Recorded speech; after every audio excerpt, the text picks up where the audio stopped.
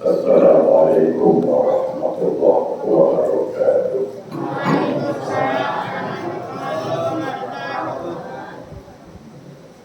Alhamdulillah. Alhamdulillah ala ni'matil iman wal Islam. Asyhadu an la ilaha illallah wahdahu la syarikalah. Wa asyhadu anna sayyidina Muhammadan abduhu wa rasuluh la nabiyya ba'da. Allahumma salli wa sallim ala sayyidina Muhammadin wa ala alihi wa ashabihi rasulillahi ajma'in, amma ba'du. Rabbi shrah li sadri wa yassir li amri wahlul 'uqdatam min lisani yafqahu qawli. Subhanaka la ilma lana illa ma 'allamtana innaka antal alimul hakim. La haula wa la quwwata illa billahil aliyyil azim. Ilahi anta rabbi wa ridhakal matlubi. Rabbi yasir wa la tu'assir, Rabbi atmim bil khair. Yang sama-sama kita muliakan Ustaz Hadi dan Imam Masjid Al-Muttahidah, tokoh masyarakat yang berbahagia, dan sama-sama kita hormati salah seorang tokoh masyarakat sekaligus anggota dewan, Bapak RT, hadirin wal hadirat, Bapak Ibu yang insya Allah semua kita dirahmati Allah Subhanahu wa Ta'ala.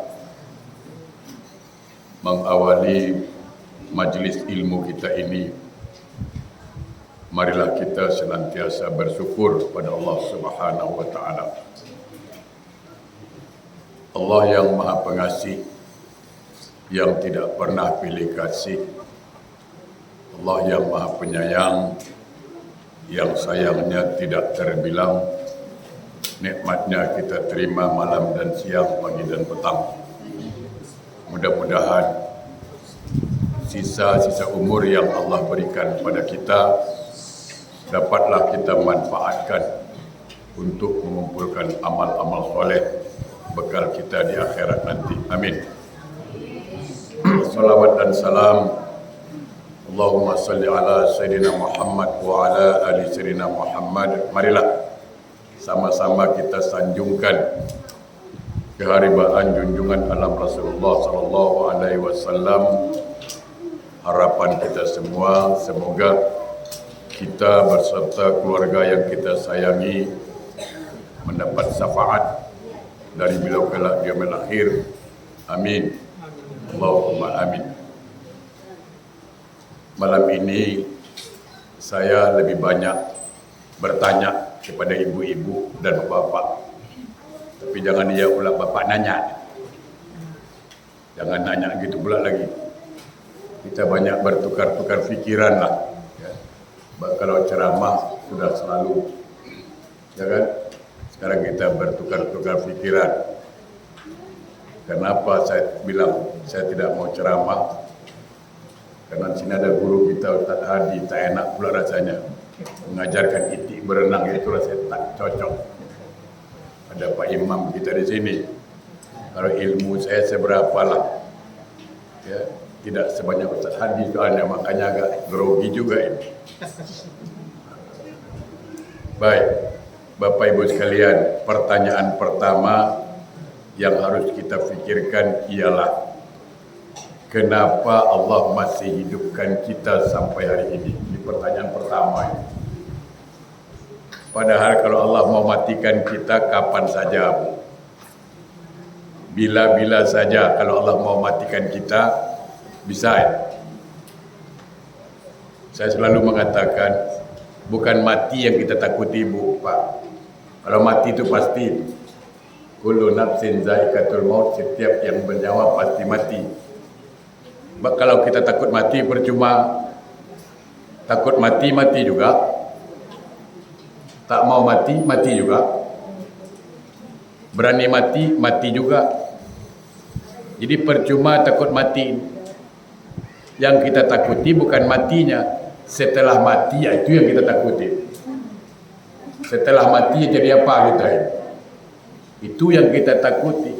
Kalau matinya udah usah ditakuti, percuma. Jadi pertanyaan pertama, kenapa sampai saat ini Allah masih hidupkan kita? Itu pertanyaan pertama. Siapa yang boleh jawab kira-kira? 20.000.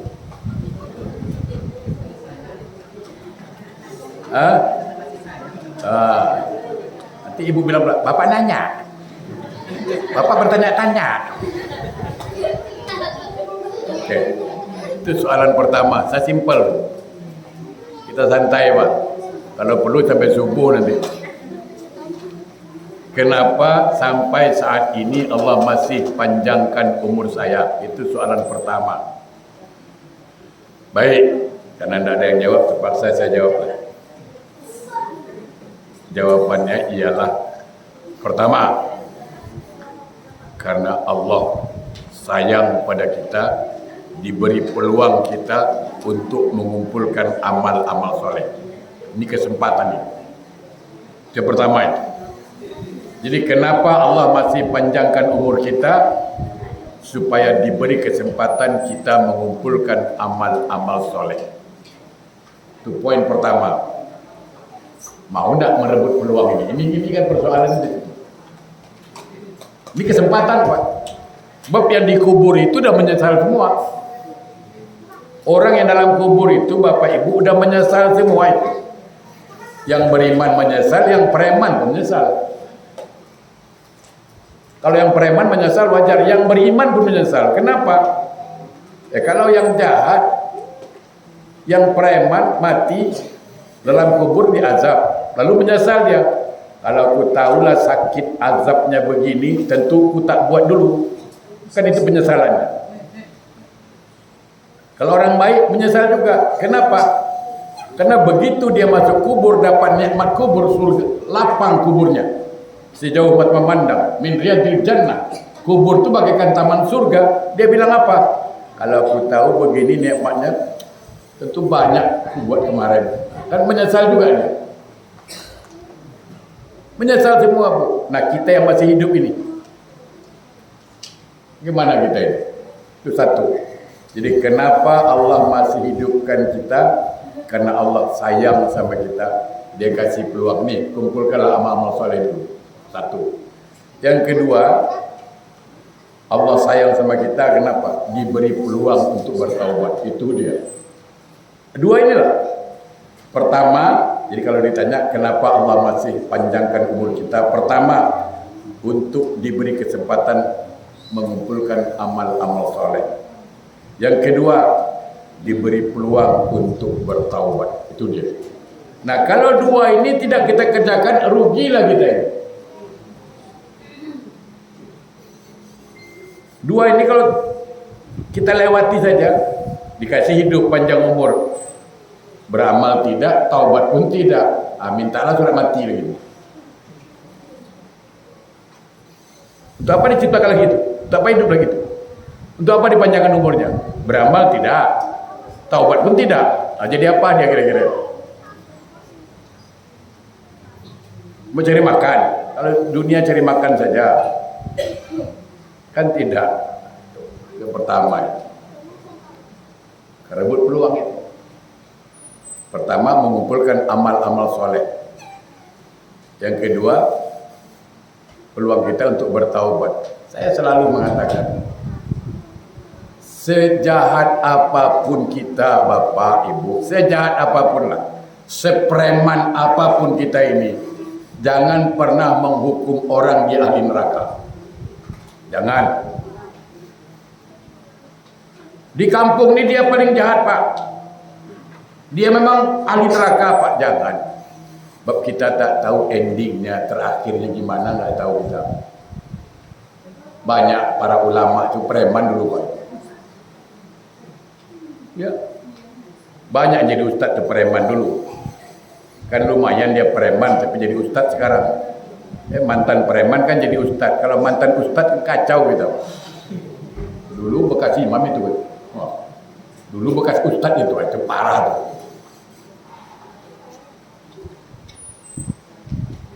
Sejahat apapun orang itu, jangan katakan dia ahli neraka, karena kita tidak tahu. Pintu surga masih terbuka untuk dia, asal mau bertaubat. Tapi sebaik apapun kita, sealim apapun kita, ingat, pintu neraka pun terbuka untuk kita. Kenapa? Kalau sombong, kan banyak juga ustaz-ustaz yang sombong. Macam dia panitia surga,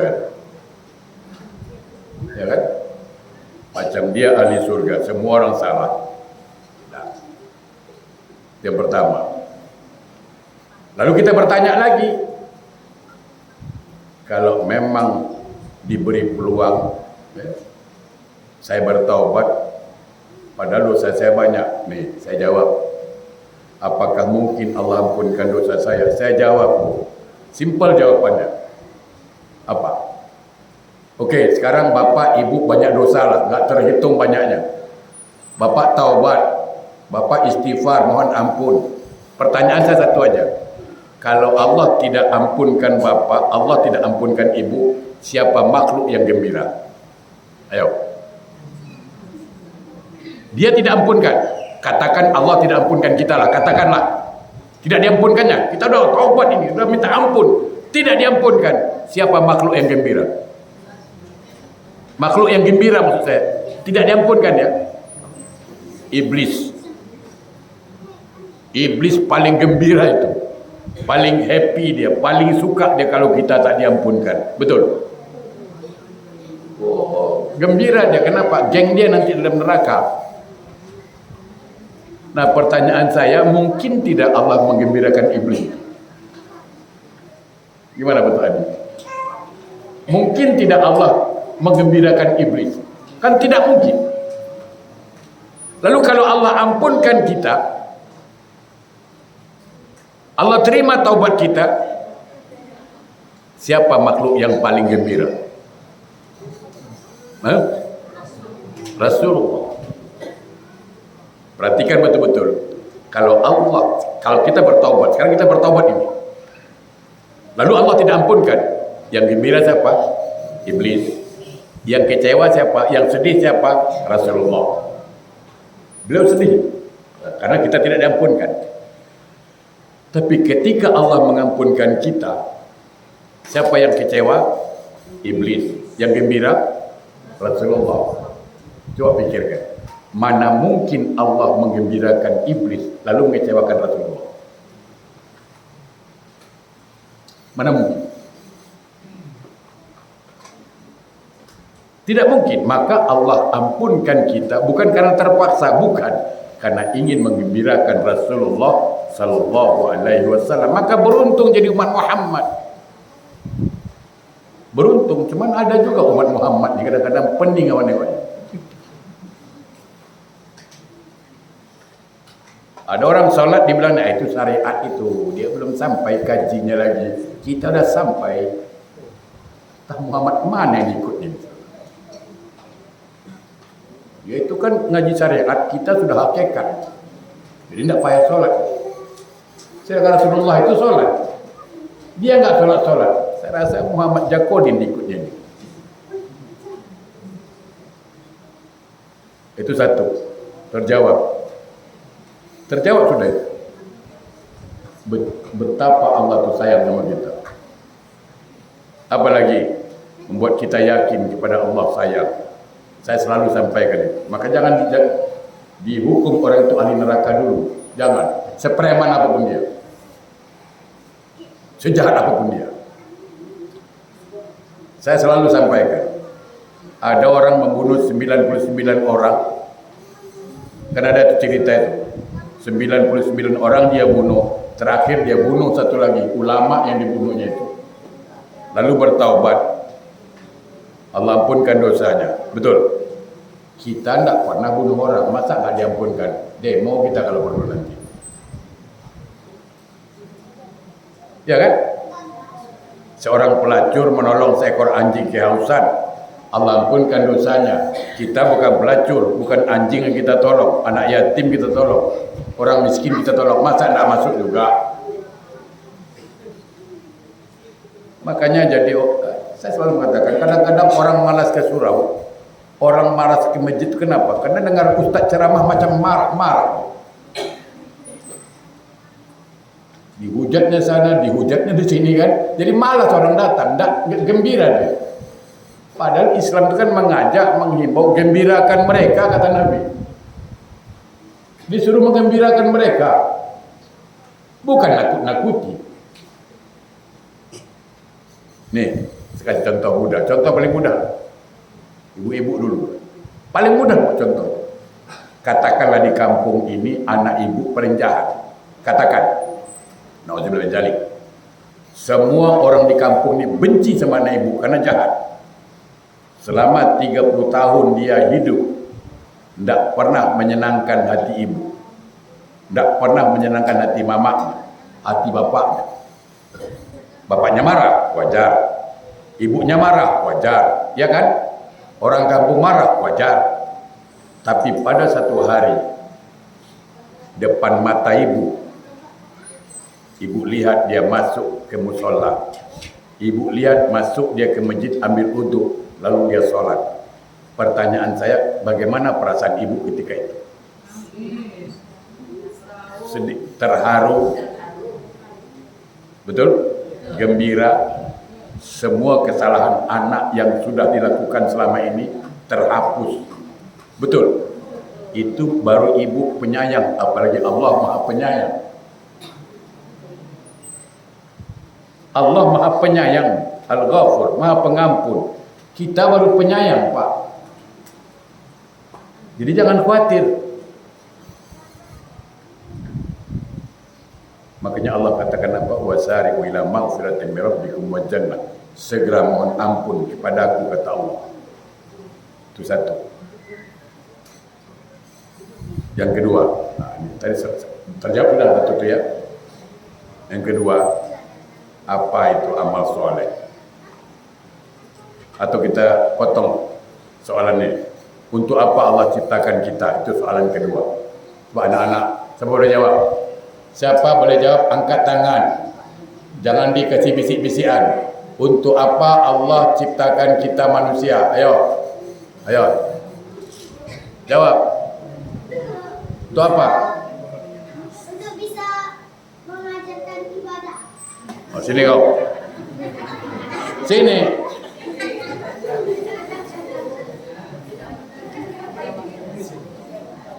Ah. Udah. Untuk ibadah. Dan itulah fungsi manusia. Untuk apa Allah ciptakan kita? Untuk ibadah. Artinya tidak sia-sia Allah ciptakan kita. Ada tujuan. Betul? Betul, Bu? Apa tujuan Allah ciptakan kita? Untuk ibadah. Betul?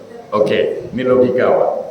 Saya memberikan pandangan yang simpel, yang senang orang paham. Untuk apa kursi diciptakan, dibuat supaya enak duduknya. Betul? Kalau saya duduk di kursi, patah kursinya, berfungsi nggak kursi ini? Berarti gagal berfungsi sebagai kursi. Betul? Dibikin gelas ini untuk apa? Untuk meletakkan air. Betul? Kalau diletakkan air, bocor air ini. Berfungsi tak gelas itu? Tidak. Jadi segala sesuatu itu ada fungsinya, Bapak Ibu sekalian. Sekarang Allah ciptakan kita untuk apa? Untuk apa tadi? Ibadah. Berfungsi nggak dia beribadah? Ternyata dia tidak ibadah, tapi buat haram jadah. Maka dia gagal menjadi manusia itu. Manusia gagal. Kalau kursi-kursi yang gagal itu. Kan banyak manusia yang gagal jadi manusia sekarang. Ya kan? Banyak. Padahal diciptakan dia untuk siapa? Untuk apa? Beribadah. Dia tidak beribadah. Artinya apa? Dia gagal fungsinya dia. Dan saya yakin tidak ada satu orang pun yang ingin gagal dalam hidup ini. Tidak ada. Betul kan? Siapa yang mau gagal? Tidak ada. Wa ma khalaqtul jinna wal insa illa liya'budun. Tidak aku ciptakan jin dan manusia kecuali beribadah kepadaku. Nah, itulah tujuan Allah ciptakan kita. Nah, tuh. Kan banyak di antara kita yang tidak usah ngata-ngatain orang lah. Suami kita, ya kan? Subuh entah kemana, maghrib entah di mana, nonton bola sampai pukul 3 tahan, subuh ketinggalan. Ya. Subuh ketinggalan, nonton bola dia tahan. Coba kalau ditanya nanti, tanyalah dia. Sembahyang tidak, maghrib hilang, zuhur pun lewat. Tanya dia, bang, nanti abang kalau mati di akhirat mau masuk surga atau neraka? Surga lah bro, kita tak mainlah neraka ini gitu. Mau masuk surga pula dia. Padahal jalan yang ditempuh jalan ke neraka terus. Kan tak ada logika berpikirnya di mana. Di mana logika berpikirnya? Ya kan? Dia mau ke surga, jalan ditempuh jalan ke neraka. Betul kan? Tidak usah marah-marah, Bu. Ini serius ini. Tinggal kita lah sekarang. Mau kemana kita ini? Mau jadi apa kita ini? Itu aja. Lalu kita bertanya sekarang pertanyaan ketiga. Apakah setiap ibadah yang saya kerjakan itu amal soleh? Itu pertanyaan ketiga itu. Saya sholat Pak Ustadz. Ya, ibadah itu. Saya sedekah Pak Ustadz. Ibadah itu.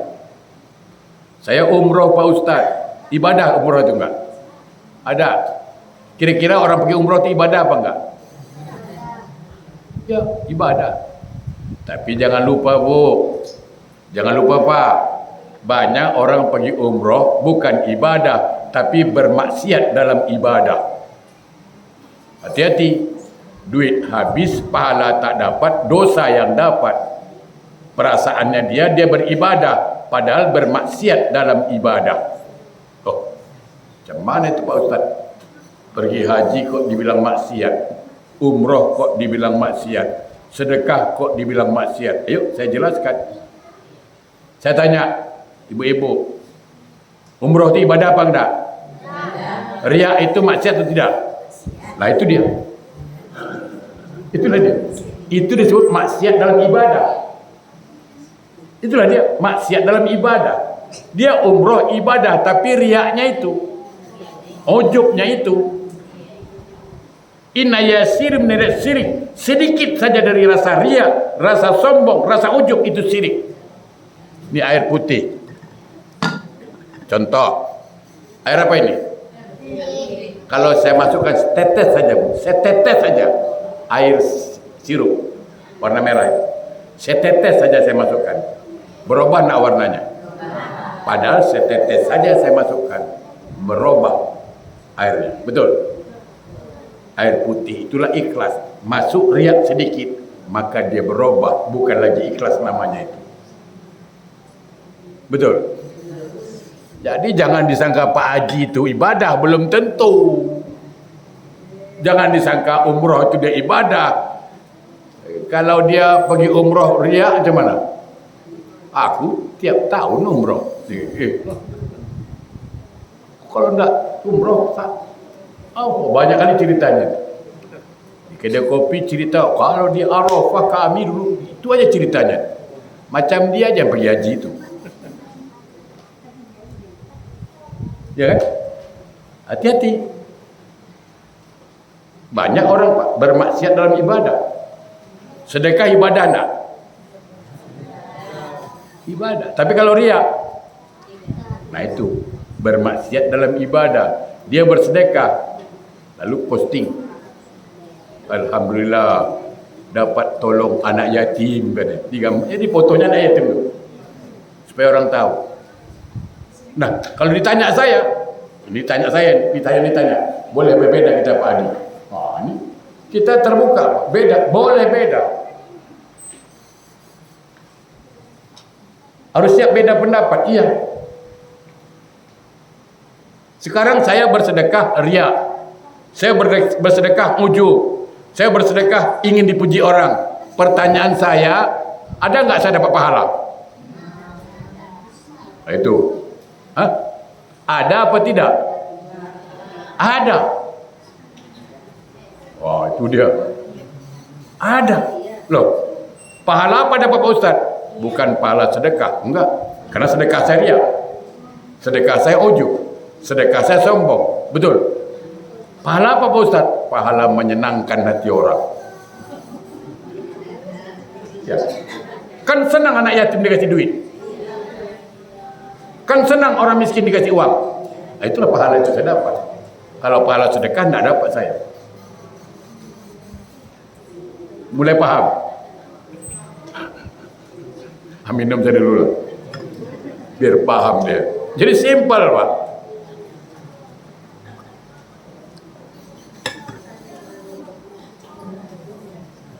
Nah, oke. Apakah setiap ibadah yang kita kerjakan itu amal soleh? Ternyata tidak. Ya kan? Ada ibadah yang kita kerjakan bukan amal soleh. Kenapa? Karena dia ria, ujub, sombong. Dia puasa semalam, siang dia puasa. Mau maghrib, pas sudah maghrib masuk di Facebook. Alhamdulillah, walaupun berbuka dengan ikan masin, nikmat. Sebenarnya dia sedang mengatakan aku puasa loh hari ini. Ya kan? Sedang bicara itu dia. Alhamdulillah masih bisa. Oh, ada apa? Dapat rezeki dia bilang apa? Inilah rezeki anak soleh. Hebat kali kau mengaku anak soleh. Ujub itu, sombong itu. Selalu saya dengar rezeki anak soleh. Mau muntah orang dengar kan? Dia akuinya anaknya soleh. Kan selalu saya dengar itu. Rezeki anak soleh, macam betul aja anaknya soleh. Anak-anak sekarang ini, kalau hari ibu, selamat hari ibu, suruh belanja, mau ngomel dia. Selamat hari ibunya lancar, ya kan? Selamat hari ibu, kan? Wah, selamat hari ibu, disuruh beli gula, ngomel dia. Tapi selamat hari ibunya lancar. Itu anak-anak sekarang itu. Satu, jadi tidak semua ibadah kita dianggap amal soleh, hati-hati. Nah, yang saya ingin katakan, apakah kita ini mau mengumpulkan amal soleh atau mengumpulkan ibadah? Itu masalahnya sekarang. Itulah problemnya sekarang. Ternyata di akhirat nanti tidak ada amal soleh kita, ibadahnya banyak. Rugilah. Jadi poin yang keempat, persoalan yang keempat yang akan saya ajukan, apa itu amal soleh? Itu dia. Siapa boleh jawab? Apa itu yang disebut amal soleh? Ibu-ibu boleh jawab enggak? Bapak dia bisa jawab, bapak-bapak tidak usah ditanya. Bisa jawab, apa itu amal soleh? Tidak tahu. Hah? Apa? Ibadah yang kita lakukan. Moga-moga. Ada kalimat moga-moganya. Kita nggak tahu diterima atau tidak. Tapi yang penting kita laksanakan ibadah. Yang saya tanyakan, apa itu amal soleh? Tidak ada istilah ragu-ragu. Tidak ada. Kita ngaji jangan ragu-ragu. Ini amal soleh, jelas itu. Ibadah yang dilakukan tapi diterima Allah. Nah, itu dia baru tepat. Ini Bu, sini. Sini. Karena yang jawab, kalau anak-anak ya dapat satu, kalau orang dewasa dapat dua.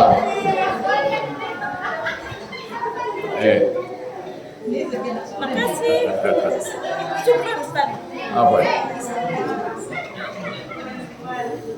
Oke. Jadi ingat, yang dikatakan amal soleh, salah satu jawabannya itu. Kalau ibadah yang kita kerjakan diterima Allah, itu amal soleh. Kalau Allah tak terima, tetap amal salah. Satu tepat jawaban. Jadi yang dikatakan amal soleh ialah apabila ibadah yang kita kerjakan diterima oleh Allah, maka itu amal soleh. Kalau tidak diterima, tetap amal salah. Yang pertama. Yang kedua, dikatakan amal soleh ialah bila amal itu bermanfaat buat kita. Karena dikatakan soleh itu bermanfaat. Apa contoh? Kursi. Saya duduk. Bermanfaat tak kursi ini? Maka disebut kursi ini soleh. Meja. Untuk meletakkan barang. Bermanfaat tak? Maka meja ini soleh. Jadi kalau istri soleha, istri bagaimana itu? Pertama, istri itu diterima keberadaannya, kekurangannya, kelebihannya oleh suami. Yang kedua, bermanfaat pada suami. Istri soleha itu. Tapi kalau tak diterima keberadaannya, ya kan? Dan tidak bermanfaat bagi suami, ya bukan istri soleha. Jadi anak soleh apa itu? Anak yang bermanfaat untuk orang tuanya, itu dia. Tetangga soleh apa itu? Tetangga yang bermanfaat buat tetangga lainnya, itu dah. Jadi walaupun bapaknya nama soleh, belum tentu anaknya soleh.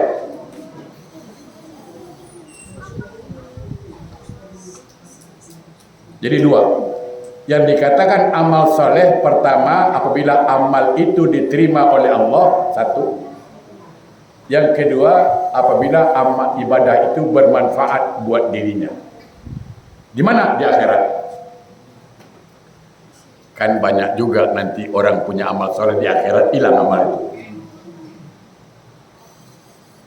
Dalam hadis yang panjang Nabi pernah bertanya, Atadrul mufallis, tahukah kamu siapa orang yang bankrupt? Tahukah kamu siapa orang yang bangkrut? Sahabat bertanya, orang yang bangkrut ya yang dagang tak ada untung itu. Kata Nabi, bukan. Orang yang bangkrut, orang yang pailit, orang yang bankrupt di akhirat, orang yang banyak ibadahnya. Salatnya rajin, sedekahnya banyak, baca Qur'annya banyak, puasanya banyak, tahajudnya banyak. Tapi memfitnah orang pun banyak, menzalimi orang pun banyak, ngata-ngatain orang pun banyak. Di akhirat bagaimana? Dituntut. Pakai apa dibayar? Pakai duit? Enggak ada lagi duit. Semua dituntut dibayar pakai apa? Amal soleh. Satu-satu datang ambil amal solehnya. Sampai habis masih ada yang nuntut. Kata malaikat, ya Allah, tak ada lagi amal solehnya ini. Kata Allah, dosa orang itu pindahkan. Bankrupt. Maka itu bukan jadi amal soleh lagi. Makanya hati-hati Bapak Ibu sekalian. Hati-hati. Kalau dosa kita sama Allah mudah, saya katakan mudah. Kalau dosa kita sama Allah mudah diampunkan Allah. Yang paling susah itu dosa kita dengan orang. Makanya jangan menzalimi orang. Kita kadang-kadang, saya pun tak tahu lah macam mana orang. Padahal selalu dengar ustaz ngaji, selalu dengar ustaz ceramah, doa orang yang dizalimi itu kabul. Ya kan? Tapi dia zalimi orang terus. Dijanjikannya tak jadi. Bayangkan kalau sempat 50 orang dijanjikannya tak jadi, 50 mendoakan dia. Yang dizalimi itu 50 orang, dizaliminya mendoa 50-nya. Dilaknat Allah lah kau, celaka lah kau, matilah kau. Macam mana? 50 orang doakan. Akhirnya gila belum waktunya. Belum waktu gila-gila dia. Macam mana? Belum waktu pikun-pikun dia. Kenapa? Didoakan orang. Maka jangan zalimin orang, jangan. Karena kita tak tahu doa orang zalimin, yang dizalimi itu. Ya kan? Hati-hati. Kita tak tahu. Karena kita zolimi dia macam mana. Doanya apa? Bukan baik doanya masalahnya. Celaka nanti itu. Kan itu. Nanti dikutuk Tuhan itu. Ada itu doanya terus itu. Lama-lama jadi itulah dia. Saya ada kawan saya tuh, selalu saya nasihati dulu. Dia pengusaha itu. Suka kali potong gaji orang. Suka kali nipu karyawan. Tapi dia kawan akrab saya tuh. Tapi selalu ke masjid. Saya bilang, kau jangan. Kalau masih berkawan sama saya jangan. Itu kasihan lah itu. Keringat orang itu bayarlah. Yang wajar-wajar sajalah. Sekarang Bu, ada itu. Udah gak bisa ngomong dia. Terbaring ke tempat tidur, Pak. Terbaring ke tempat tidur itu sekarang. Datang jumpa saya nangis. Apa mau ditangiskan lagi? Berat terus orang yang nyumpain dia. Nangis sekarang jumpa saya. Mau bilang apa saya?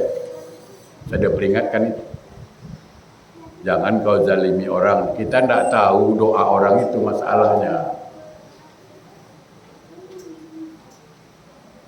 Oke. Jadi dikatakan masalah itu berapa? 2. 1, kalau amal itu diterima Allah. 2, bermanfaat buat kita. Maka dia amal soleh. Nah, ini lagi pertanyaan selanjutnya. Yang nomor 5. Bu, Pak, ini saya bertanya sekarang. Ibu jawab jujur. Jangan mentang-mentang Ustaz yang tanya, pura-pura jawabnya macam betul aja, bukan. Menurut ibu, yang ibu mengerti, apakah ibu selama ini merasa pernah berbuat baik sama orang? Itu pertanyaan saya. Pernah? Pernah. Bapak, menurut Bapak, merasa pernah tak berbuat baik sama orang? Pernah. Tengok. Itulah kita selama ini berpikir merasa pernah berbuat baik sama orang. Ya kan? Ibu pun begitu, merasa pernah berbuat baik sama orang. Akhirnya apa? Minta dihargai orang. Ya kan gitu Pak Dewan? Karena pernah merasa berbuat baik, minta dibalas, minta dihargai. Coba buka Quran. Surah Al-Fusilat ayat 46. Ustaz Adi apa itu ayatnya? Al-Fusilat 46. A'udzubillahi minasyaitonir rajim. Man amila shalihan falinafsih wa man asaa fa'alaiha. Siapapun yang berbuat kebaikan, kebaikan itu untuk dirinya. Betul? Jadi untuk siapa berbuat baik? Ayo. Kalau Quran mengatakan untuk dirinya. Ibu tadi mengatakan berbuat baik untuk orang. Macam mana? Mana yang betul sekarang ikuti? Mana kita ikuti sekarang? Yang mana mau kita ikuti? Quran atau pendapat ibu? Gini, biar paham. Biar paham. Saya, ini contoh paling simpel. Kita lah, jangan saya, kita nolong anak yatim, kita nolong orang miskin, betul? Oke. Kenapa kita tolong? Itu pertanyaannya dulu. Apa yang kita harapkan dari pertolongan itu? Pahala. Untuk siapa pahala itu? Lah. Tapi katanya berbuat baik untuk orang. Kok ternyata untuk dia? Lah. Macam mana sekarang? Untuk siapa pahala itu? Untuk kita. Apalagi diharapkan dari menolong orang itu? Rahmat Allah, betul. Untuk siapa rahmat Allah itu? Loh. Jadi selama ini itu jadi masalah. Merasa pernah berbuat baik dengan orang, begitu orang tidak menghargai, begitu orang tidak membalas, mengamuk dia. Lupa kacang dengan kulit lah. Oh, kalau saya jawab Pak. Ada orang bilang sama saya, Pak Windu itu lupa kacang dengan kulitnya. Ya harus lupa. Selagi kacang dalam kulit nggak tumbuh-tumbuh itu, nggak akan berkembang, betul Pak Dewan. Kalau orang bilang saya, Ah itu orang tua itu lupa kacang dengan kulitnya. Iyalah. Kalau aku dalam kulit terus kapan berkembangnya? Kapan majunya saya? Dalam kulit terus dimakan orang. Harus tinggalkan kulit baru dia tumbuh itu. Kalau pakai pepatah itu, saya jawab itu. Karena kita menganggap berbuat baik sama orang tidak dihargai, ngomel kita itu. Ah, aku tolong lah, terima kasih dia. Oh, sibuk kali dia. Oke lah, saya jawab lagi. Saya jawab sekarang ini. Dalam Al-Quran, surah Al-Baqarah 261. Kita tolong orang miskin. Berapa pertolongan kita? Nggak usah banyak-banyak lah. 100.000 aja lah dulu. Ah banyak kali, 10.000 aja, 10.000. 10.000 aja. Kita kasih anak yatim 10.000, orang miskin 10.000, nyumbang mushola 10.000. Oke? Berapa dikasih tadi? 10.000. Berapa anak yatim dapat? 10.000. Orang miskin dapat berapa? 10.000. Berapa Allah kasih kita? Itu soalan. Berapa Allah kasih kita? Buka Quran. Al-Baqarah udah 61. Perumpamaan orang yang bersedekah bagaikan menanam sebutir benih, menumbuhkan 7 tangkai, setiap tangkai menumbuhkan 100. Wallahu yudhifu liman yasha. Dan Allah berhak melipat gandakan berapa dia mau. Ibu bapak kasih anak yatim 10.000, kasih orang miskin 10.000, Allah kasih berapa? 10.000 kali 7 berapa? 70.000 kali 100, 7 juta. Anak yatim dapat berapa tadi, Bu? Ibu dapat berapa? Ayo. Kok malah dibilang nolong anak yatim? Sekarang yang nolong anak yatim, nolong ibu atau ibu nolong anak yatim? Ayo. Debat kita sekarang ini. Sekarang ibu kasih 10.000. Betul? Ibu dikasih Allah berapa? 7 juta. 10 juta, betul? 7 juta. Ya kan? Sekarang saya tanya, ibu yang bantu anak yatim atau anak yatim yang bantu ibu? Itu. Kita kan tidak ditolong anak yatim. Anak yatim lupa bilang terima kasih. Ngomel dia. Aku udah tolong dia. Terima kasih aja nggak ada.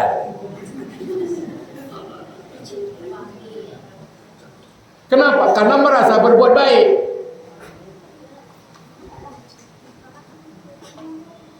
Jadi kalau kita berbuat baik, nggak perlu mau terima kasih, mau tidak ada urusan itu. Karena saya buat baik bukan untuk dia, untuk diri saya. Sebaliknya, kalau kita buat jahat, pernah tak buat jahat sama orang? Saya tanya ibu dulu. Pernah? Bapak pernah buat jahat sama orang? Saya nggak pernah, Pak. Itu dia. Saya tidak pernah berbuat baik sama orang, dan saya pun tidak pernah buat jahat sama orang. Kata siapa? Kata Sayyidina Ali, Pak. Sayyidina Ali mengatakan demikian. Aku tak pernah berbuat baik sama orang, dan aku tak pernah buat jahat sama orang. Oke. Coba dengar doa Nabi Adam. Nabi Adam pernah salah tak? Pernah. Apa doanya? Rabbana zolamna anfusana. Ya Allah, aku telah menzalimi diriku. Diri siapa yang dizaliminya? Kenapa dia zalimi diri dia? Karena dia bersalah sama Allah. Artinya ketika kita melakukan kesalahan, sebenarnya kita sedang menzalimi diri kita. Karena kita yang dapat dosa. Betul? Kita yang dapat dosa. Betul? Kita masuk neraka. Betul? Kita yang mendapat murka Allah. Sebaliknya, Bu, saya tanya, ketika saya mengumpat ibu, ketika saya mencela ibu, ketika saya memfitnah ibu, kira-kira yang berdosa siapa? Saya. Betul? Ibu dapat apa? Nah, pahala ibu dapat. Jadi semakin banyak kita berbuat jahat sama orang, artinya semakin banyak kita buat jahat pada diri orang, pada diri kita sendiri. Jadi orang yang dijahatin, orang yang kita fitnah, orang yang kita cela itu, dia beruntung di akhirat.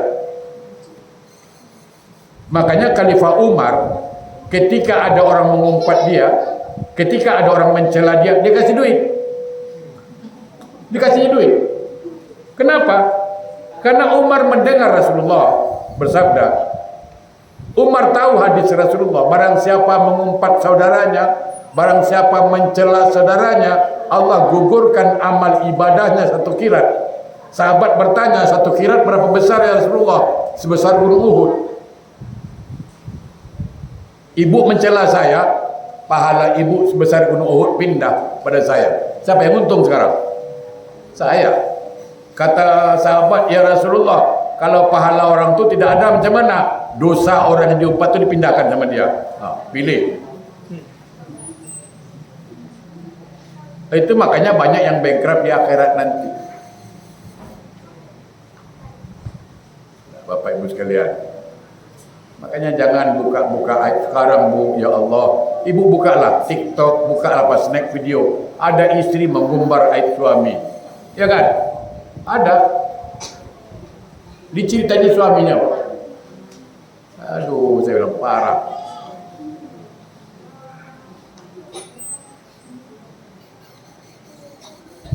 Hati-hati. Jangan dibuka aib suami.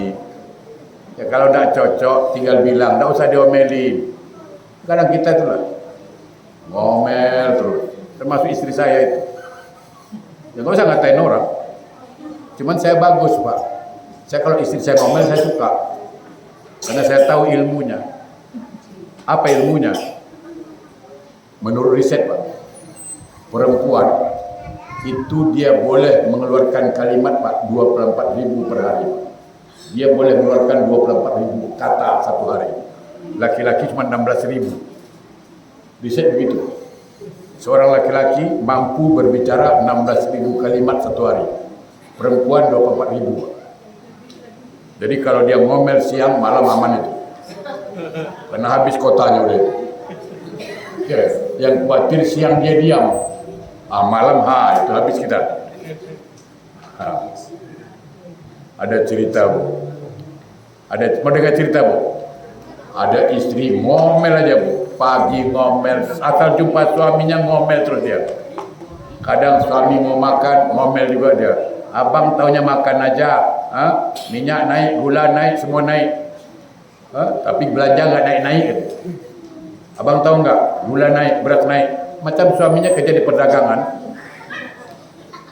Suatu hari suaminya mau makan, istrinya ngomel, kesal dia Bu, ditariknya istrinya itu, dicampaknya di sumur, campaknya ditolaknya ke sumur, lalu sarapan suaminya pagi-pagi.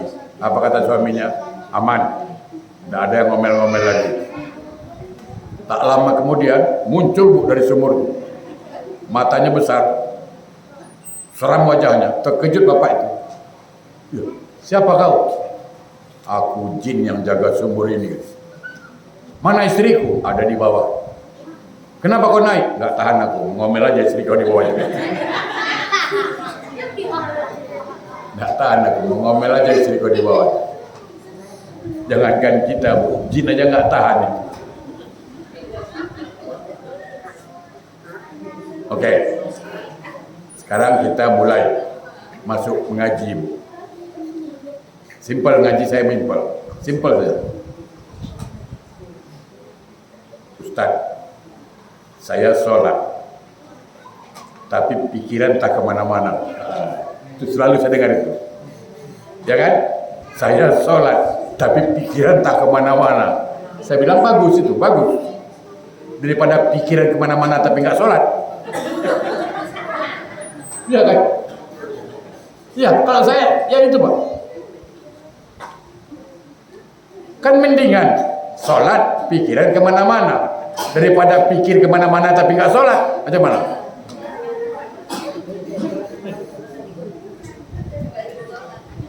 Ya kan?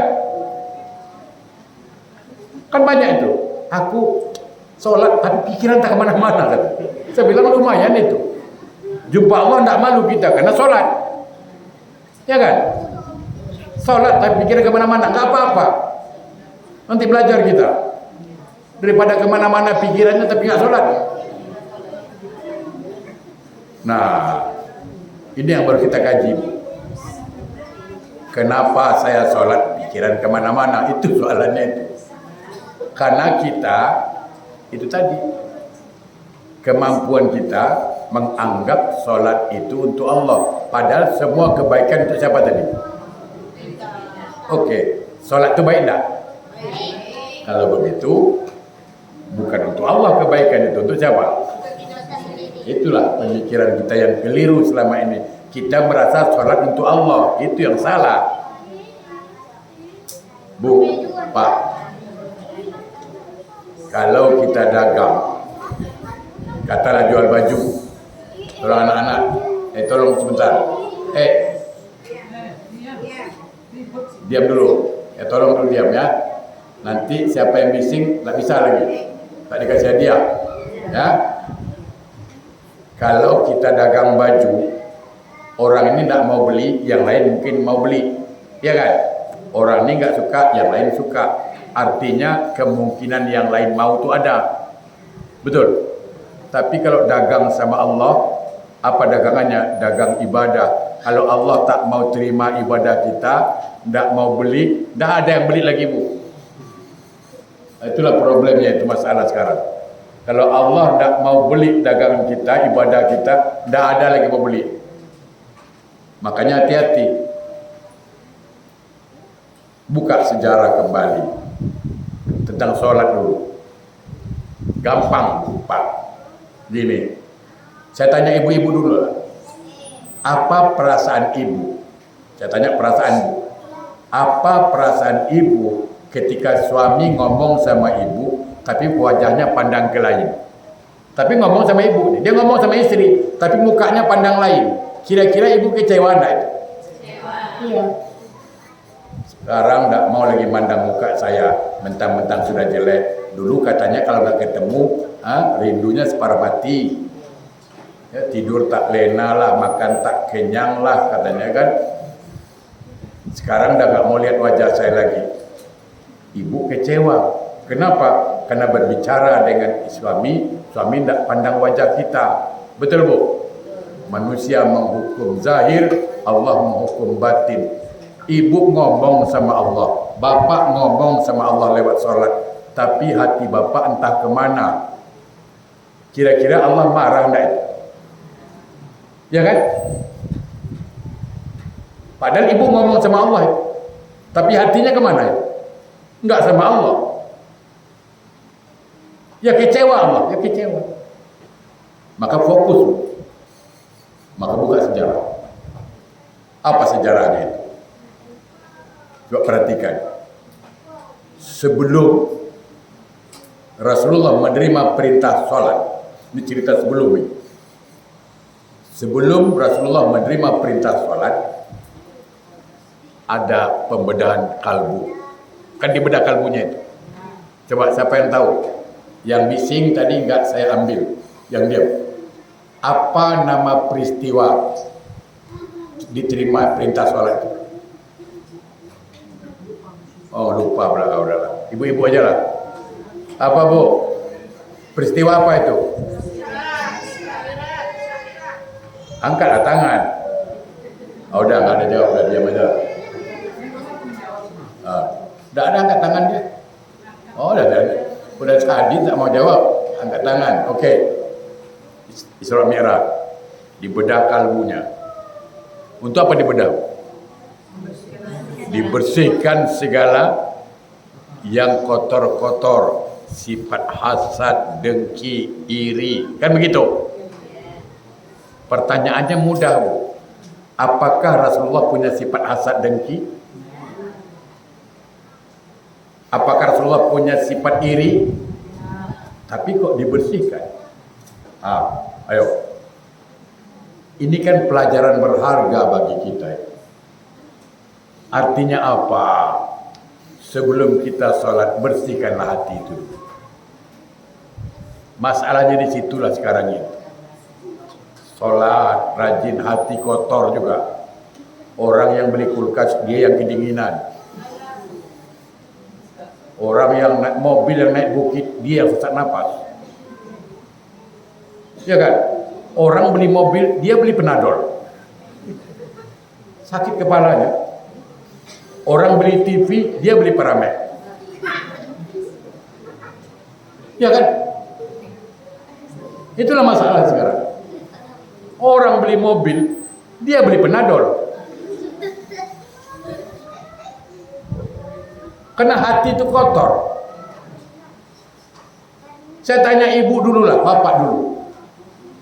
Saya undang bapak ke rumah saya, ibu ke rumah saya kotor, bau gak enak, sumpah kata orang, apalagi itu, panas, bau busuk. Betah nggak ke rumah saya?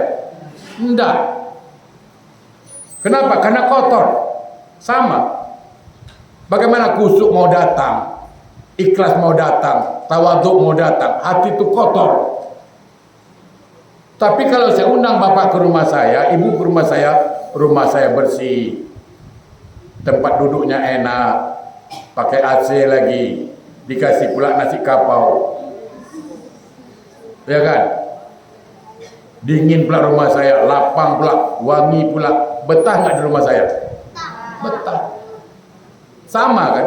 Kalau hati ini bersih pak, kusuknya betah kusuk ini. Ikhlas betah masuk. Karena hatinya bersih. Tapi kalau hati kotor, datang kusuknya keluar lagi dia. Nggak tahan dia, pemanas orangnya. Pangkat rendah, darah tinggi itu. Kalau pangkatnya rendah pak, tapi darahnya tinggi terus. Tuh. Jadi selagi tidak dibersihkan hati itu, selagi itulah tidak akan kusuk kita sholat. Kita dengarlah sejarah cerita Ustadz ceramah. Dulu ada imam masjid sholat, jatuh kubah masjid, tak sadar dia. Saking kusuknya sholat, dia sedang sujud jatuh kubah masjid. Tidak tahu dia. Kita sekarang, imam sekarang, jangankan kubah masjid jatuh, duit siling pun jatuh dengar dia. Ya. Fatihahnya sama pak, ayatnya sama, kualitasnya berbeda.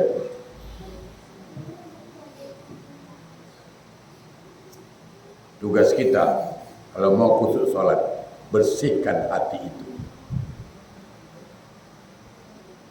Orang mau beli mobil, belilah duit kau. Mau bangun rumah, bangunlah. Ini tidak, orang bangun rumah dia tak bangun-bangun, tidur.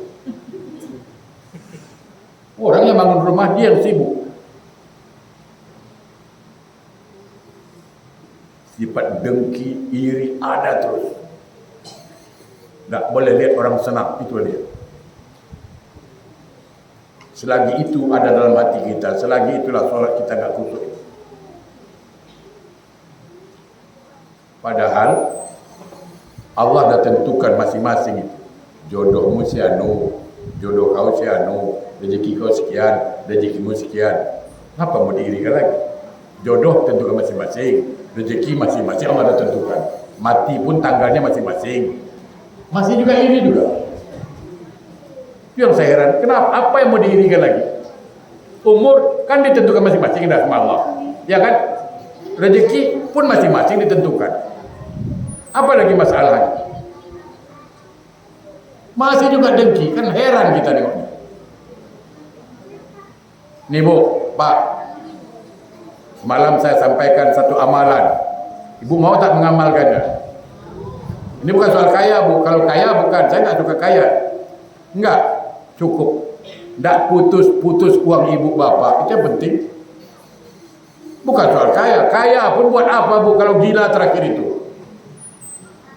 Buat apa kaya? Ya kan? Makan udang tak boleh, makan ini kolesterol, makan ini darah tinggi, macam sepulungan. Makan daging kambing tak mau dia. Saya bilang kenapa darah tinggi? Gitu. Awak di Mekah makan kambing ada? Rasulullah tuh makan kambing ada? Tidak darah tinggi dia. Saya pernah makan Bu sama orang Yaman.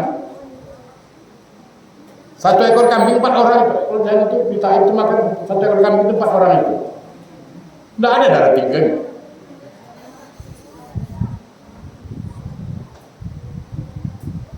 Ada amalan. Ibu jualan, amalkan. Bapak, uang dah kurang ini, amalkan. Apa mau diamalkan? Al-Quran. Tapi yakin. Nah, kalau nggak yakin, nggak jadi. Apa ayatnya? Apa suratnya? Surat Shad ayat 54. Bukan Al-Quran. Surat apa, Bu? Shad ayat 54. Kalau bapak punya dompet dah mulai kosong, bacakan itu. Ibu mau jualan, buka laci, bacakan. Apa ayatnya? A'udzubillahi minasyaitonir rajim. Inna hadza la rizquna ma lahu min nafad. Inna hadza la rizquna ma lahu min nafad. Sesungguhnya inilah rezeki dari kami, kata Allah, yang tidak pernah putus-putusnya. Tak putus rezeki itu ada terus. Inna hadza la rizquna ma lahu min nafad. Sesungguhnya inilah rezeki dari kami, kata Allah, yang tidak putus-putusnya. Ada aja orang. Kadang saya ketemu mabuk, kadang saya ketemu orang tidak ada diniatkan. Kadang saya pergi ke pelabuhan, mau pulang ini dari Singapura, mau pulang ke Batam, karena setiap Rabu saya pulang. Kadang saya pulang, jumpa orang, Pak Ustadz, apa kabar? Baik, Pak. Oh, how are you? Fine. Langsung nyalam. Salam berisi 1 juta. Maaf, masuk. Inna hadza la min nafad. Pas sedang duduk-duduk nunggu ferry. Assalamualaikum. Waalaikumsalam. Happy day ya. Thank you. Lagi itu aja lah. Mau kemana, Pak Ustaz? Pulang lah. Lagi cuti 2 hari. Oh ya. Oke, Ustaz. Saya ada hal sedikit. Bang, tengok $1.000. 11 juta. Masuk. Iya. Tidak putus. Tapi yakin. Mau COVID, mau apapun namanya itu, nggak pernah takut saya itu rezeki itu. Karena saya yakin. Inna hadza la rizquna ma lahu min nafad. Sesungguhnya ini rezeki dari kami, kata Allah. Tidak putus-putus. Bukan soal banyak, Pak. Ada terus, itu yang penting. Dompet itu berisi aja. Masalahnya kita kurang yakin, itu masalahnya di situ aja itu. Kalau saya yakin, Pak, yakin saya. Mungkin ibu tak percaya. 2 hari yang lalu saya buktikan sama Serdi atau sama siapa, anak pulungan. Kota sama Serdi saya bilang itu. Kau tengok Serdi, saya buka termen 2 jam. Kau tengok yang masuk sebelah kan duit. Saya tulis di situ. Saya menerima dan tempoh 2 jam dan besok akan saya tutup itu. Bu masuk terus Pak duit. Ini kau tengok. Besok selepas asar saya tutup. Mana handphone tutup bilang. Oh, nembang tu. Kenapa? Karena Allah mengatakan ini rezeki dari kami tak putus-putus itu. Tapi yakin, nah kalau nggak yakin cerita lain kita. Kalau nggak yakin, anda tahu saya lagi. Bayangkan Bapak Ibu, COVID itu kurang mana? Tidak bisa keluar kan? Tapi ada aja rezeki itu. Ada rezeki. Telepon orang, Pak Ustadz, nggak ngajar Pak Ustadz, COVID. Oh iyalah. Tapi bisa keluar Pak Ustadz? Bisa. Di sana kan di Singapura tidak boleh lebih duduk 4 orang karena COVID. Jarak-jarak itu. Oke Pak Ustadz, paling bisa ketemu 2 orang Pak Ustadz, siapkan kursinya itu. Sudah, nanti tanya aja. Di COVID Pak Ustadz, ya saya online. Zoom. Oh. Ada masalah Pak Ustadz? Nggak ada. Jangan bilang nggak ada Pak Ustadz. Ada nggak masalah? Nggak ada. Saya nggak ada masalah. Tapi dia paham. Tahu-tahu nanti Ustaz, walaupun Ustaz nggak ada masalah, cek lagi bank itu, banking itu, langsung 10 menit masuk duit. Demi Allah, semalam dari Perancis itu dikirim. Ada yang dari Perancis. Jemaah saya di Perancis itu. Saya bilang gini-gini. Udah saya kirim itu. Tengok. Tapi yakin. Nah kalau nggak yakin susah. Kita ini kan ragu. Iya apa enggak nih? Iya apa enggak? Ya enggak lah. Karena Nabi kan ada dalam hadis qudsi kan ada tadi. Allah tergantung sangkaanmu, ada kan itu? Itulah hadis qudsinya. Allah tergantung sangkaanmu. Karena kita nyangka betul enggak ini? Ya enggak betul itu. Karena kita dah nuduh Allah bukan. Kuncinya harus yakin dulu. Sama dengan sakit. Saya sakit. Bertanya, sakit. Tapi kalau diamalkan, ada satu ayat. Saya lupa ayat apa itu. Tentang penyakit. Doa Nabi Ayub. Itu bagus diamalkan. Tapi syaratnya yakin. Oke. Bersihkan hati itu. Kalau mau khusyuk. Setelah dibersihkan, apa yang dimasukkan oleh malaikat itu? Pertama, iman. Betul. Kedua, ilmu. Ketiga, ihsan. Tiga inilah syarat mutlak menghadap Allah. Kalau tiga ini nggak dibawa,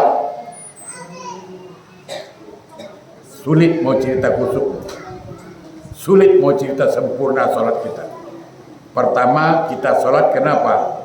Karena kita memiliki iman. Betul. Inna sholata kanat alal mu'minina kitaban mawquta. Sesungguhnya sholat itu diwajibkan hanya untuk orang-orang yang beriman menurut waktu yang Allah tentukan. Jadi sholat itu wajib untuk siapa? Dari siapa yang diwajibkan sholat? Orang apa? Orang beriman. Betul. Iman itu nampak enggak? Enggak. Ini lampu ini hidup, kenapa bisa hidup? Karena ada sentrum. Betul. Sentrum nampak enggak? Dari mana tahu sentrumnya ada? Karena hidup lampu. Betul. Hidup kipas, berarti ada sentrum. Sama. Dari mana tahu imannya ada atau tidak? Hidup amalannya. Kalau hanya sekedar percaya dengan Allah, percaya surga, percaya neraka, percaya akhirat, setan pun percaya, Pak, Bu. Iblis percaya itu. Ketika Allah mengatakan, kenapa kau tidak mau sujud kepada Adam? Itu perintahku. Apa jawab setan? Apa jawab iblis? Ana khairum minhu, khalaqtani min nar wa khalaqtahu min tin. Engkau ciptakan aku dari api, Adam dari tanah. Iblis percaya dengan Allah, cuman tak mau sujud. Betul. Nah, kalau hanya sekadar percaya dengan Allah tapi tak sujud, apa bedanya dengan iblis? Betul enggak? Apa bedanya? Nggak ada bedanya. Iblis nggak sujud dalam surga. Keluar kata Allah. Keluar. Dia belum masuk surga, udah nggak sujud. Mau masuk pula dia. Nah, itu kan aneh aja gitu. Maka faktor pertama kenapa saya sholat, karena ingin membuktikan saya orang beriman. Satu.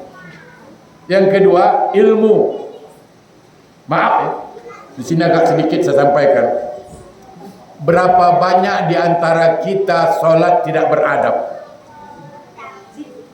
Sekarang saya tanya ibu bapak, ngomong sama orang tua perlu adab tak?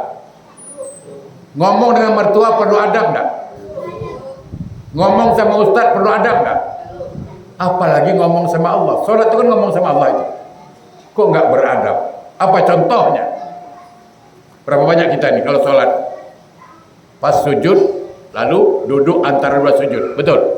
Apa yang dibacanya? Doa. 8 doanya itu, ya kan?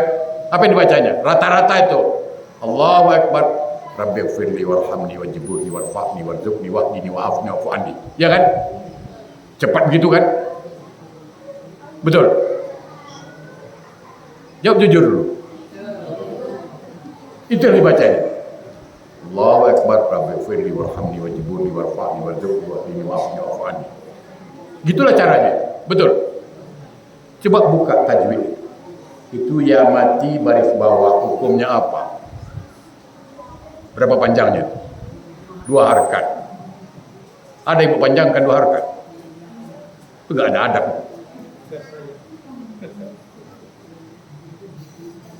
Itulah nggak ada adab. Kan di situ hukumnya panjang. Yang betul Pak Ustaz. Soal cepat tidak masalah, tapi jangan langgar. Jangan Rabbi firli warhamni wajburni. Rabbi firli warhamni wajburni warfa'ni warzuqni. Betul. Apa perasaan ibu sekarang? Bapak ngomong sama istri, Ma, mau makan. Kata si istri, makan ambil sendiri. Enak gak itu? Ma capek, Ma? Lain kan? Tapi gunakan tajwid bahasa Arab. Ma, mau makan. Enak gak? Kata istrinya, sudah siap. Macam mana? Coba dulu. Coba. Ma, mau makan. Kata istrinya, sudah siap. Enak gak itu? Gak enak kan? Tapi pakai tajwid dia. Ma, mau makan. Kata istrinya, udah siap. Lauknya apa? Pucuk ubi. Senang. Ini tidak. Mau makan, udah siap. Lauk apa? Pucuk ubi. Apa enaknya? Apa enaknya? Ya kan? Pak, minta duit. Kata istrinya, Pak, minta duit. Mau belanja. Tak enak punya. Pak, minta duit. Mau belanja. Kata suaminya, dah ada.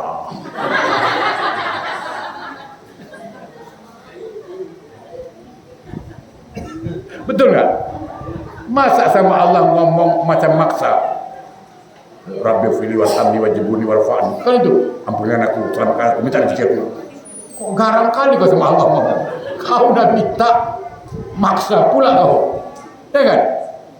Coba bayangkan nih. Rabbi fili warhamni wajibuni. Ya Allah, ampunkan aku, minta rezeki, doakan rezeki aku. Kata malaikat, kau minta kayak nodong kau aja. Pakai adab. Rabbil firli warhamni wajibuni warfa'ni. Enak. Ini tidak. Rabbil warhamni wajibuni warfa'ni warfa'ni. Kata malaikat, kau ini minta atau ngomel ini kan? Udah. Yang kedua di mana salahnya? Takbir. Takbir banyak salah itu. Allahu Akbar. Ada itu. Dia mau sholat. Allahu Akbar. Hilang alif di satu. Ada nggak alif di situ? Hah? Ada nggak? Allah atau Allahu Akbar? Nah, kan? Banyak itu. Ketika itu. Allahu Akbar. Nah, mana alifnya hilang? Ada. Baca selawat banyak yang salah. Baca selawat banyak yang salah. Allahumma salli, Allahumma salli, Allahumma salli. Suatnya nggak ada sabdu. Nggak ada sabdu suat itu. Bukan Allahumma salli, Allahumma salli. Fatihah salah semua. Nggak usah ngatain orang, ngatain diri sendiri. Baca Fatihah rata-rata itu. Allahu Akbar. Bismillahirrahmanirrahim. Alhamdulillahirrahmanirrahim. Ar-Rahmanirrahim. Maliki yaumiddin. Iyyaka na'budu wa iyyaka nasta'in. Ini kau ngapain? Itu kan baris bawah itu. Soal cepat tidak masalah, tapi jangan langgar tajwid, adab itu. Alhamdulillahirabbil alamin, Ar-Rahmanirrahim, Maliki yaumiddin. Kasih dia ruang. Itu namanya adab. Ini tidak. Bismillahirrahmanirrahim, Ar-Rahmanirrahim, Maliki yaumiddin. Ya kalau ini surat al-Zina. Apalah kawan. Itulah salatnya begitu. Macam mana mau diterima Allah? Orang tak beradab ngomong sama Allah. Itu diperbaiki. Itulah ilmu. Ini bertengkar soal ini. Soal telunjuk goyang, ngapain bertengkar itu? Mau digoyangnya, mau tidak urusan dia. Kan yang digoyang telunjuk dia. Kau sibuk kali kau. Biarlah digoyangnya telunjuk dia sendiri. Kecuali dipinjam telunjuk kau. Pinjam dulu, terus aku goyang telunjuk kau. Baru sibuk. Ini digoyang telunjuk dia, kita yang sibuk. Biar aja. Ya kan? Tidak. Ilmu. Banyak itu. Fil alamin assalamualaikum. Assalamualaikum. Mana ada assalam di situ? Ya kan? Ada tu. Fil alamin innaka assalamualaikum. Assalamualaikum. Hilang alif satu. Kadang assalamualaikumnya berpusing dia. Assalamualaikum. Itu kan minimal pada salam baru bisa berputar. Assalam baru bisa dia putar. Tidak. Assalamualaikum langsung dia bergerak kalian. Tak boleh. Ada lagi yang masbuk, lucu lagi. Dia tengoknya imamnya rukuk langsung. Allah rukuk dia. Tinggal satu rukuk, apa berdiri betul. Banyak itu, perhatikan itu orang masbuk.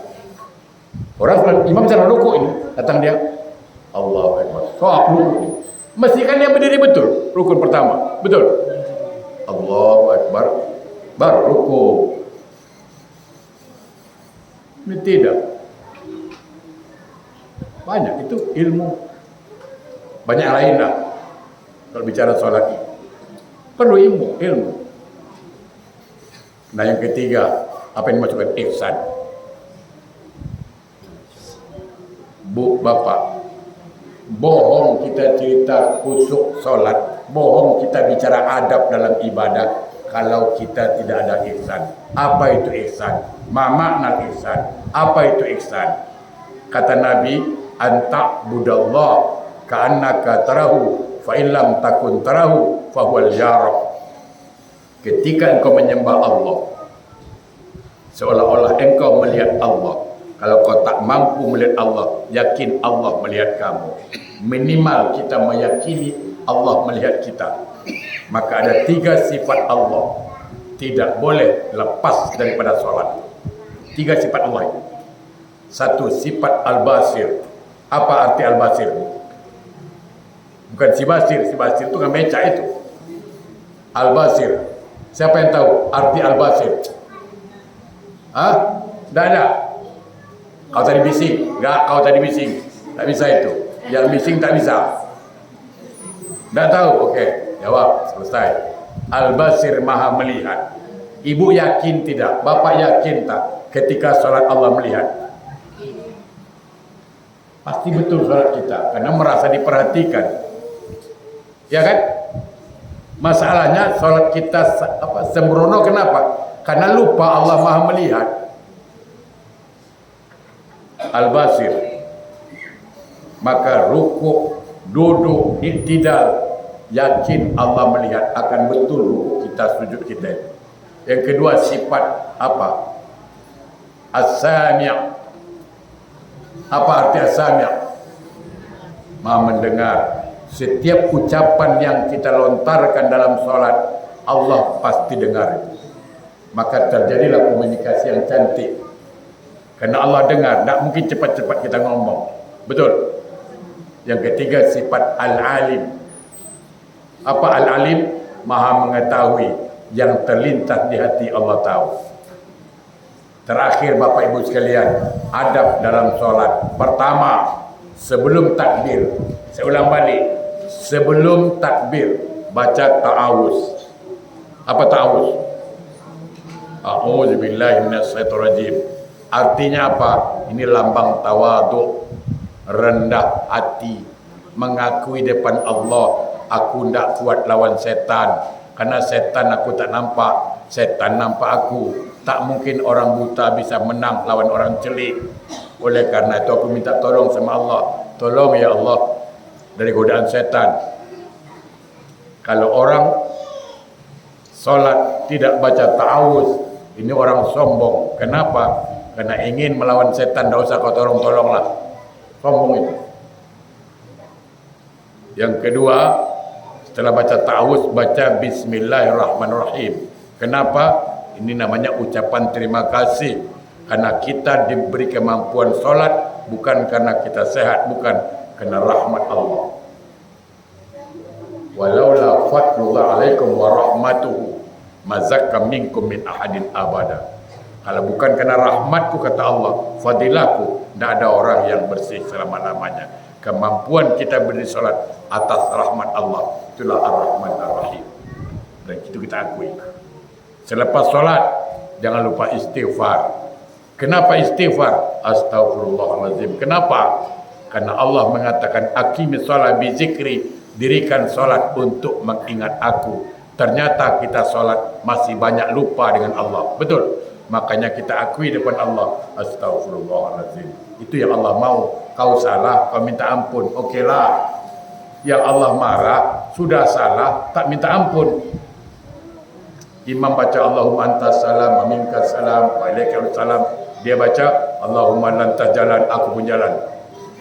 Imam baca Allahumma antas salam, dia baca Allahumma lantas jalan. Ini kan tak ada adab. Yang kedua, setelah istighfar, ucapkan dalam hati alhamdulillah. Bersyukur karena Allah masih beri hidayah. Bapak Ibu sekalian, Rasulullah pernah berpesan kepada Sayyidina Ali, bacalah selepas subuh. Selepas subuh, kata Rasulullah pada Ali, bacalah selepas subuh surat Al-Ikhlas 10 kali. Bismillahirrahmanirrahim. Qul huwallahu ahad, Allahu samad, lam yalid wa lam yulad wa lam yakul lahu kufuwan ahad. Baca 10 kali, kata Nabi. Barang siapa membaca surat Al-Ikhlas selepas subuh 10 kali, maka Allah akan selamatkan dia dari maksiat walaupun setan berusaha menggodanya. Saya kira cukup sampai sini dulu. InsyaAllah bermanfaat apa yang saya sampaikan. Yang benar datang dari Allah, yang salah dari saya. Mohon maaf atas segala kekurangannya. Terima kasih perhatiannya. Saya minta Ustaz Adi untuk menyampaikan doanya insyaAllah. Wassalamualaikum warahmatullahi wabarakatuh.